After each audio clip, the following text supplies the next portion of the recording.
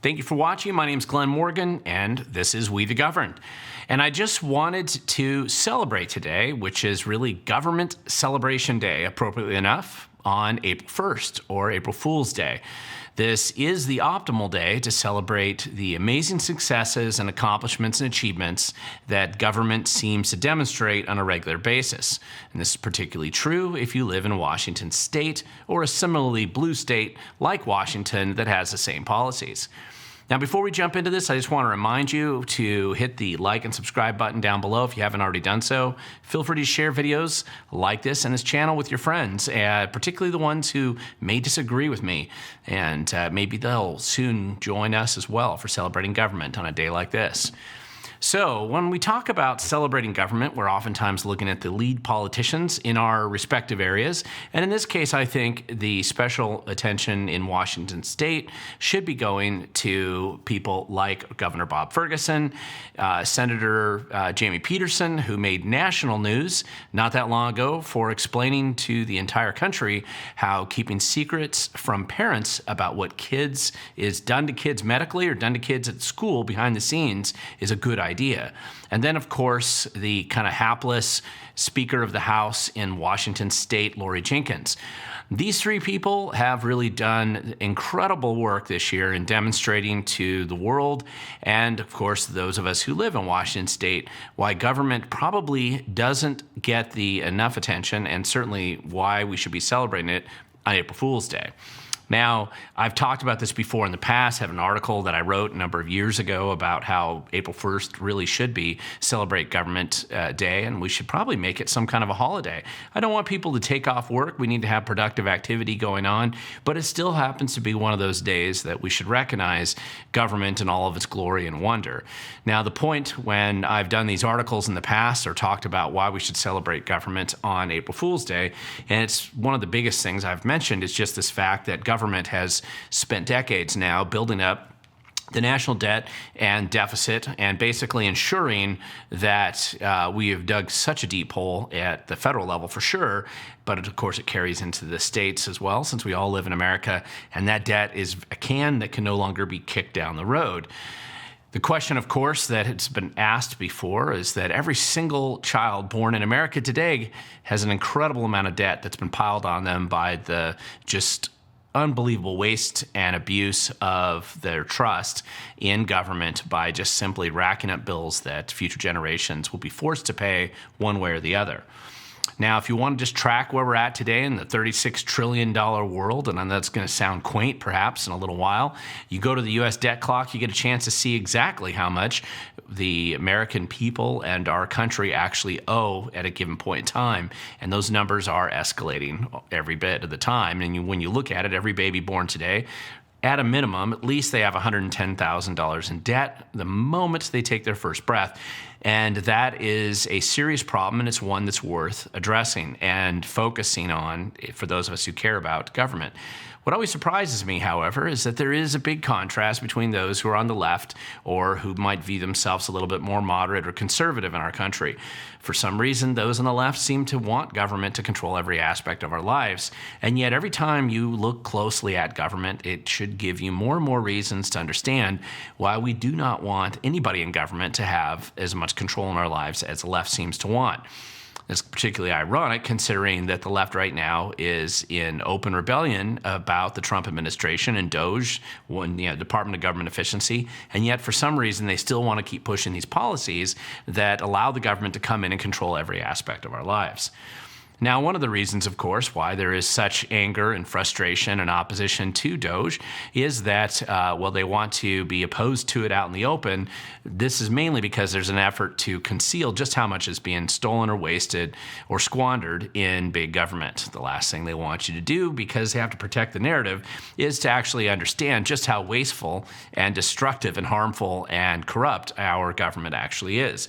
If there's nothing else that's come out of the DOGE effort right now, I think just the various exposures of all kinds of fraud, waste, and abuse, which everybody has admitted has been there for a long time, Doesn't matter whether it was Clinton, doesn't matter whether it was Obama, doesn't matter whether it was Biden when he wasn't filled with dementia. Everybody knows there's fraud, waste, and abuse there. It's not just Republicans. However, this is the first time in modern history, at least since the 80s, that anybody's bothered to start digging in here and figure out exactly what the heck's going on in government and where is this fraud, waste, and abuse going. And of course, they don't want you to see that. But let's dig in closer to home in Washington State, where these guys here are certainly giving us lots of things to draw our attention to the government policies that we see around us today. And as I mentioned in previous videos, one of the things that 2025 is definitely illustrating, especially during the legislative session here, is the key party platforms that the Democrat Party, which controls Washington State at all branches of the executive level and in both houses of the legislature, number one, supporting violent crime and protecting criminals seems to be the highest priority.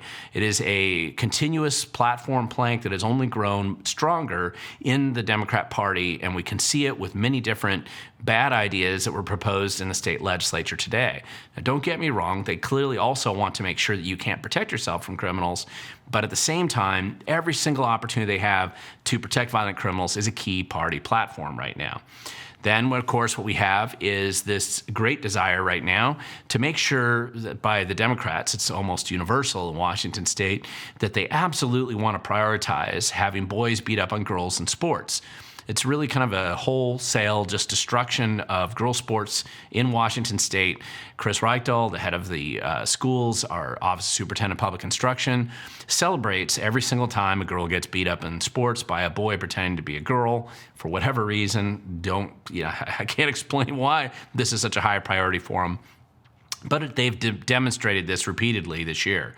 Then, of course, you also have the keeping secrets from parents. And this is what I mentioned earlier, alluded to it earlier, where Senator Peterson went public and gained appropriate national attention for bragging about the fact that in Washington State, parents shouldn't be allowed, nor should they have any legal ability to find out exactly what schools or doctors are doing to their children. As long as they're old enough to get pregnant, then they can make their own mental health decisions, and it can all be done in secret without parents' knowledge or approval or permission. Most people would realize how weird that is, but Senator Peterson was quite proud of that. And then, of course, finally, what we're really talking about is what the final battle that's really going on, I think, in Olympia today in our state capital is this battle over a wide range of taxes that have been proposed. And if there's one thing we know, that when government wastes and squanders money like they do in Washington State, and that money's getting wasted right and left with really dumb programs, but of course they're giving themselves pay raises. Well, all that money's being wasted. The first thing that the Democrats want to do every single time, without exception, when they get in control and they have the power, is to raise taxes because they want more money that they can waste and distribute to their friends. And that's what we're watching happen in Olympia today. So certainly a reason to celebrate government and all of its waste and abuse, and that's what we see going on today. Now, of course, at the end of the day, many people are wondering exactly how do we elect such clowns here? It's kind of amazing that we would have people that are this incompetent and this corrupt in government, and yet they are.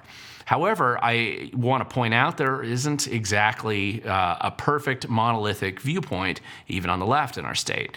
There has been a substantial fracture that's clearly appeared between our governor, Bob Ferguson, and the Democrat Party, or at least the left-wing branch of the Democrat Party, which is most of it, in their effort to push out his senior staffers, to raise taxes much higher than he really wants. I mean, at least at the end of the day, Bob Ferguson is giving lip service, whether he really believes it or not, to recognizing that if you do raise taxes too high, it abuses everybody and it doesn't actually help him with his future political plans. He recognizes that, and this is where some of the friction is starting to appear much more obvious and much more blatant than I would have expected. On top of that, there does seem to be a lot of pressure from Ferguson with his staffers that have left recently, and I know I did a video about this recently, and it's part of the plan that within the Democrat Party to primary Bob Ferguson here in a few years, and he's not completely unaware of that. He knows that that's what's going on. So even though the state Democrat caucuses are not allowing Bob Ferguson's staff to have any access to their caucus rooms for the first time in decades, And they've helped put a lot of pressure to force some of his staff to leave and to quit and to resign under a variety of scandals and a lot of other concerns that are going on. Bob Ferguson is in an unenviable position because this internal fighting is not really helping him with his current plans and his future career aspirations. At the same time, there actually are interesting things going on in Washington state that kind of show some recognition of reality with the people who generally have been ignoring and denying math and reality for quite some time. And there does seem to be some recognition, and we're starting to see it pop up in unusual places. For example, here in the city of Vancouver, there was a story recently where there was an unsafe park where the city had paid, of course, a nonprofit group to manage a place for RVs and other places to supposedly homeless people or drug addicts to hang out. And lo and behold, no surprise to anybody who's paid any attention to how these things operate, they actually were forced to finally fire the nonprofit that was running that operation for two very good reasons. Number one, that organization was allowing open drug dealing and allowing the drug dealers to just proliferate there. Secondly, they also were, of course, they got caught anyway, stealing or attempting to steal $72,000 from the city. I realize this goes on all the time with almost all the homeless grifting operations that exist in the state. However, it is beginning to become more common that some of these organizations are being looked at just a little bit closer. And even in a place like the city of Vancouver, there's only so much corruption that they can accept. And so they had to fire this vendor. Now they've replaced it with another one who maybe will be a little bit wiser and a little bit less obvious in exactly how they steal money. But this is starting to indicate changes, and we're seeing this in other parts of the state as well. Another thing that's been pretty amazing for those of us who have been watching the complete collapse in public transportation in Washington state is the sudden recognition up in King County here, of all places, that maybe they should actually start enforcing fare collection. Now, remember during COVID, when there were all kinds of problems all over Washington state in a lot of ways, they decided in their infinite wisdom to stop enforcing fare collection on the buses and public transportation in general in Washington state. Now, even though COVID's long gone and the drama and the lockdown drama behind the whole thing is gone, they still in King County weren't bothering to enforce their fare collection. And even though I know fare collection only covers a very small percentage of the actual operating budget, and as inefficient and as disastrous as the bus and light rail system actually is in Washington state, it looks like it's going to be a little bit harder for those meth addicts to be able to get high and shoot up on the bus and enjoy their experience with a view traveling throughout King County. At least at this point in time, they're going to have to pay for that experience, and it is an unusual it's unusual actually for them to wake up and recognize that maybe collecting money for riding the bus is a good idea. And on top of that, Seattle's actually made national news because one of the Seattle City Council members actually decided that maybe it's not such a good idea to say that defunding the police is a good policy. And there's a general recognition that as public safety has completely collapsed in Seattle as a direct result of the City Council's decision to defund the police, encourage criminals, and set up a grant grifting operation that invites every drug addict in America to come and live the high life in Seattle. And now there seems to be a general recognition after many people have left the city and great harm's been done by the policy. It makes even New York news that the city of Seattle is recognizing that maybe they should start changing their ways. And of course, on top of everything else, one of the more, it shouldn't be that much of a surprise, but it was a surprise to some, that Governor Inslee was planning and had set the stage to pardon a very violent triple murderer who was supposedly put in jail without parole. But of course, in our state, in Washington state, they decided, let's give this guy parole and Inslee signed off on that and thought that was a great idea, dumping it in Governor Bob Ferguson's lap for the final decision. And many people might be surprised, but Bob Ferguson decided that maybe this triple murderer who had caused such harm and destruction to 3 different families in Washington state, maybe he should stay behind bars. And of course, he refused and overruled this parole of this violent triple murderer. Now, I'm sure that he didn't want to have to do that. Bob Ferguson's never been a friend of public safety, and he certainly hasn't done anything when he was Attorney General to make life safer for any of us who lived in Washington State. But for some reason, this is where there seems to be another division between Bob Ferguson and some of the crazier elements of his own party in Olympia. So these are some good signs that there may be some level of rational behavior coming out of the party that seems to be exceptionally irrational. Now, that doesn't mean that they're happy people anymore or that they're coming around to see reason. Most of the aggressive left in Washington State, just like elsewhere in America, they're incredibly angry right now. They're very upset. They're upset with pretty much everything, not just that Trump won, but pretty much they're upset at everything. And I wouldn't anticipate them to stop burning Teslas anytime soon. This seems to be one of their virtue signaling activities that they like to do. And if they're paid enough and encouraged enough by their billionaire donors, they will get out there and burn a lot of those Teslas and key as many of them and damage them as much as they can. Washington State's had quite a few of these stories lately. Now, if there's one thing I've found as a conservative and as somebody who's traveled around Washington State for a long time, I have not met very many Republicans that have bought Teslas.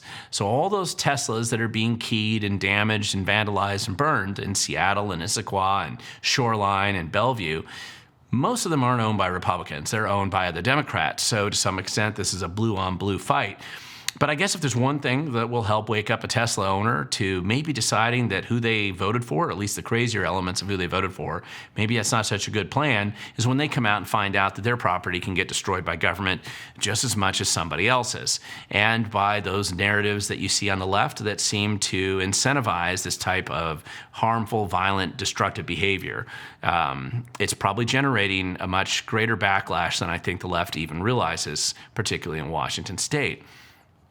So listen, it is a time to celebrate government at all levels, and we are sure to be facing a lot of chaos and drama in the near future as Trump's administration just gets going. We're within the first 60 days or so, a little past 60 days of this administration, and I'm sure that you're going to see all kinds of changes and activities coming forward, and drama and narrative challenges and all kinds of things that none of us necessarily expected. But at the end of the day, the only way for us to make a difference and to push back is if we are willing to get out there and do our part, not presume somebody's going to save us, but we have to be willing to show up to make an impact, because even though it's time to celebrate, the future belongs to those who show up.